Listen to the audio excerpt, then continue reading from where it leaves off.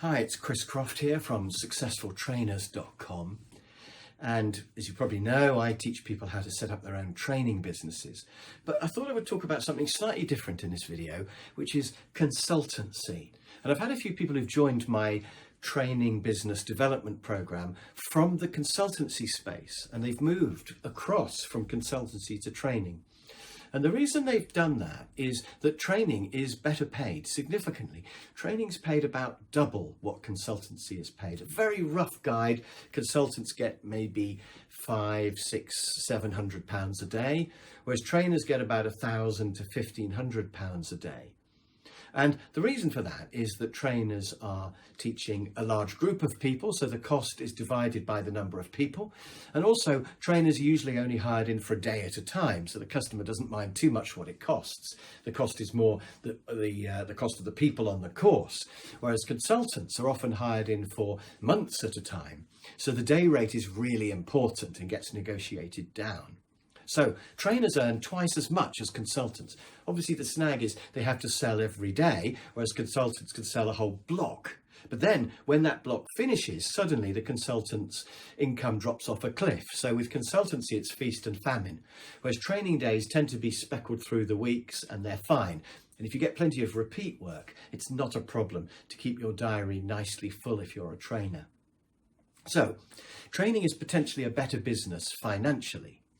It's also easier because you don't have to solve actual problems. Now, I know that with consultancy, quite often the answers to the problems are already there within the customer's organisation. So you have to just ask everybody else for the answers. But nevertheless, you've got to find the right person who's got the right answer and decide who you believe. And then you've got to pull it all together and write a report. There's a scary presentation at the end where the customer may or may not be happy with your findings. It's all quite difficult.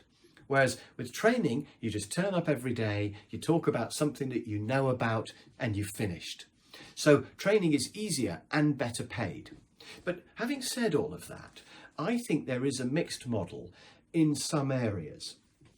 So for example, if you do a project management training course, you may be asked to then help with some projects that they've got, maybe help with the planning or even the running of the projects. Now, personally, I would avoid the running because you can get drawn into a whole big nightmare that's nothing to do with you, it's not in your control. But the planning of a project, why not? So I've done courses where I've taught them the principles and they've said, can you come back and help us plan a particular project? And in fact, I even run a 2-day course where on day 1, we look at the principles and on day 2, we plan some of their real projects. So that training course is starting to go into consultancy, isn't it? And I think with the advent of Zoom, you could definitely have a mixed model where you teach them project management and then you say, shall I come back and check on that particular project that you mentioned on the course? There's a big project you're starting. That's why you've done the training. Why don't we have a Zoom call once a month and just see how the project's getting on? And I can just tell you whether it's textbook or not.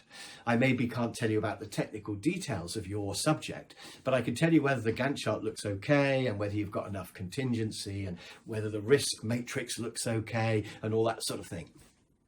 So I'm not really talking about coaching where you come back and you help individuals. I'm talking about consultancy where you come back and you look at a particular project and you make sure that the task is being done okay. And I think project management in particular could go into consultancy. But there might be other areas as well. For example, negotiating. They might ask you to come back and help them on a real negotiation that they're doing. And again, you could help with either the planning of the negotiation, you could definitely do that, or even with the doing of the negotiation. And there have been times where I've avoided that because it's a bit scary. You're actually accountable, aren't you, for your lessons? But I've wished later on that I was involved. I spoke with one of my customers recently and he said he had just saved £2 million because of the course that I did for him, the negotiating course. He was buying a factory in India and he reckoned the course had saved him £2 million. So I kind of wished that I'd been on some sort of commission with that one. So I do think that training can lead into consultancy, and I think it's something interesting to think about. Do you want to go that way or not? You may want to, you may not want to. The great thing is, as a trainer, you've got the choice. So there are some thoughts. If you want to kick ideas like this around with somebody, then I'm available. Just go to the link below this video and go to successfultrainers.com and give me a ring. What I do is I help people make their training businesses successful. Or if you're thinking of getting into training, give me a call. We could talk. Maybe I can help you.